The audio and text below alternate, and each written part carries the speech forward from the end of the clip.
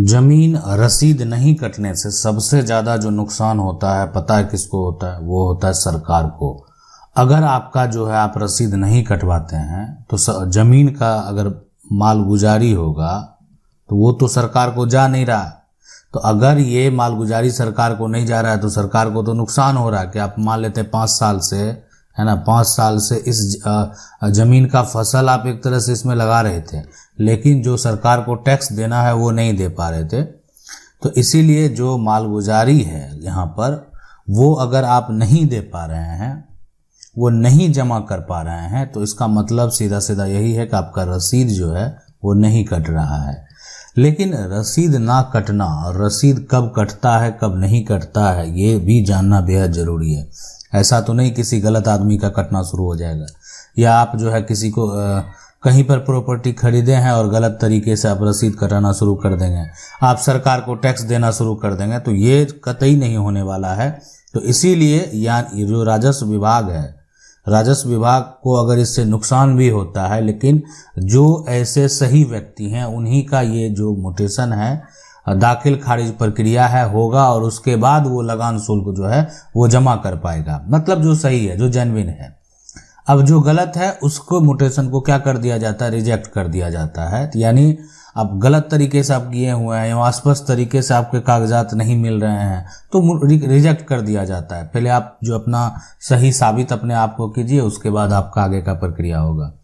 देखें, खास करके कोई भी प्लॉट के टुकड़े में किसी के पास अगर पुराना खतियान का इन्फॉर्मेशन है और किसी के पास जो है नया खतियान का इन्फॉर्मेशन है, या आपके पास जमीन रजिस्ट्री का नकल है, ठीक है, ये जो 3 दस्तावेज हैं इस पर दावा करना आम बात है। कहने का मतलब बहुत सारे ऐसे लोग हैं जिनके पास ये खतियान मौजूद है, बहुत ऐसे व्यक्ति हैं जिनके पास नया खतियान मौजूद है, और बहुत ऐसे व्यक्ति हैं जिनके पास ये रजिस्ट्री का नकल मौजूद है। तो इन सभी दस्तावेज को दिखाकर अपने आप को जो है उत्तराधिकारी का दावा करना जो है, मतलब हम उत्तराधिकारी हैं परिवार का, तो वो आम बात है। इसके अलावा मान लेते हैं बहुत सारे लोग के पास जो है गिफ्ट, है ना, गिफ्ट डीड होता है।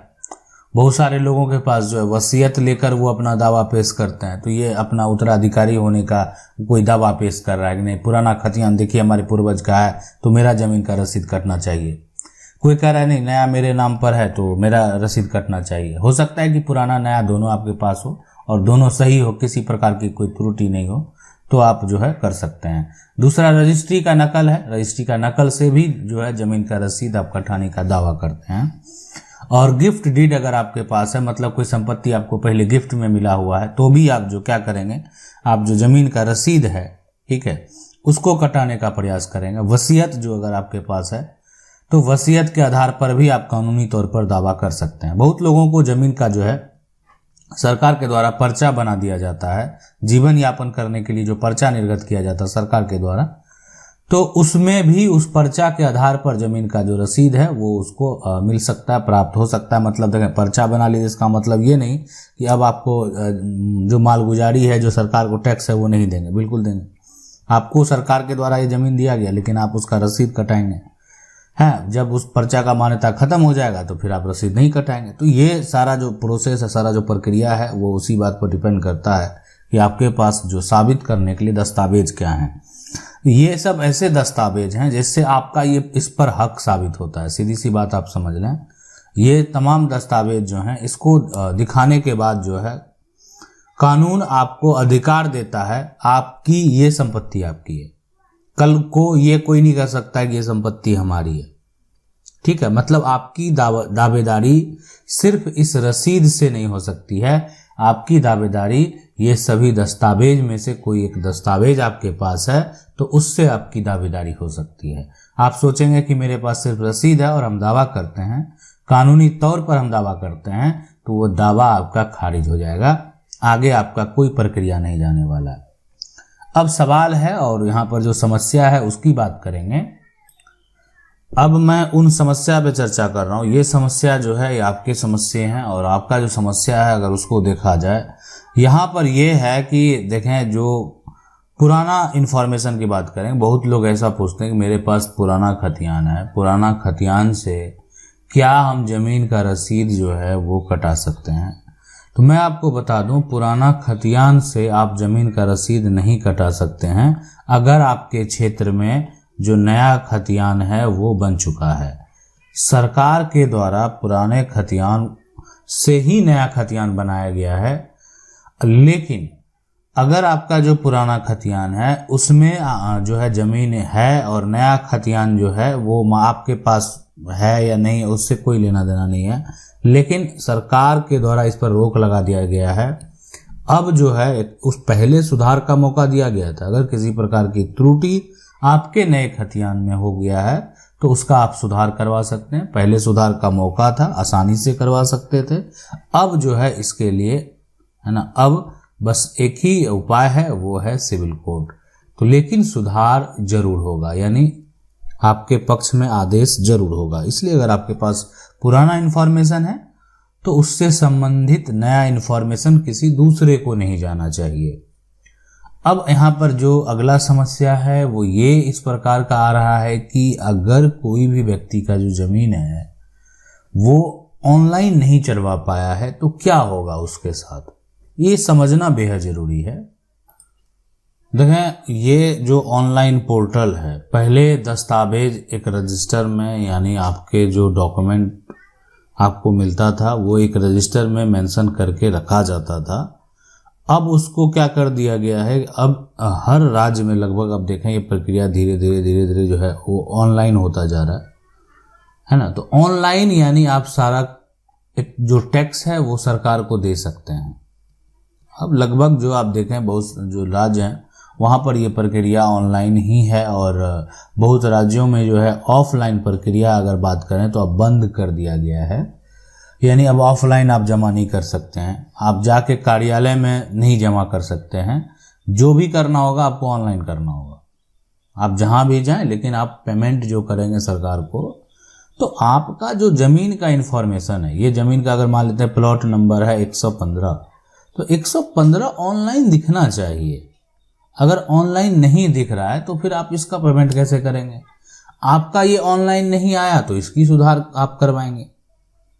तो ऑनलाइन होना बेहद जरूरी है। भविष्य में आप देखें अभी के वर्तमान के समय में हो क्या रहा है, जितने सारे इन्फॉर्मेशन हैं सभी एक ऑनलाइन वे में जो आप देखें आपको देखने को मिलता है। कोई भी डॉक्यूमेंट का प्रोसेस नहीं होता।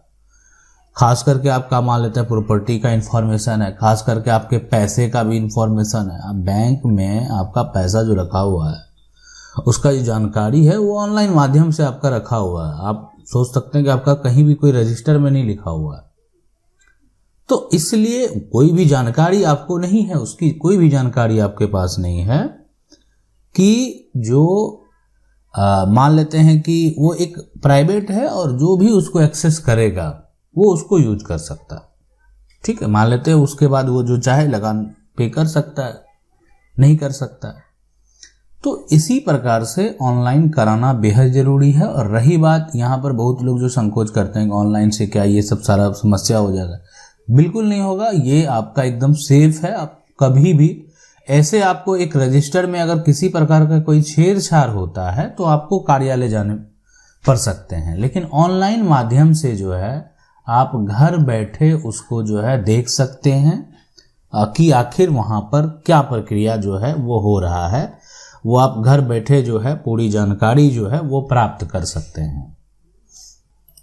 लेकिन ये तो हो गया कि पुराना खतियान से आप म्यूटेशन के लिए अप्लाई नहीं कर सकते हैं। उसी तरीके से अगर आपकी ज़मीन की रजिस्ट्री कोई पुरानी रजिस्ट्री है तो उससे भी आप अप्लाई नहीं कर सकते हैं, जो कि बहुत ज़्यादा पुरानी रजिस्ट्री है। उसमें आज वर्तमान में जो अगर बात करें तो सभी दस्तावेज के नंबर चेंज हो चुके हैं। तो पहले आप उसको साबित करेंगे, ठीक है, उसके बाद जो है आप उसको किसी भी तरह का प्रक्रिया कर सकते हैं।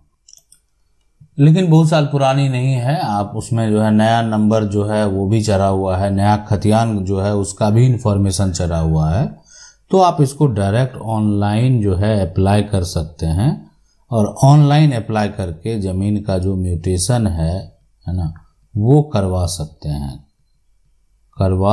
हैं। यानी आप ऑनलाइन अप्लाई करके ज़मीन का जो म्यूटेशन है वो आपका हो जाएगा। आशा करते हैं वीडियो अच्छा लगा होगा। वीडियो अच्छा लगा वीडियो को लाइक जरूर कर दें। अगर चैनल को पहली बार देख रहे हैं सब्सक्राइब करके जो बेल आइकन है उसको जरूर दबा लें। मिलते हैं अगले वीडियो में, तब तक के लिए जय हिंद।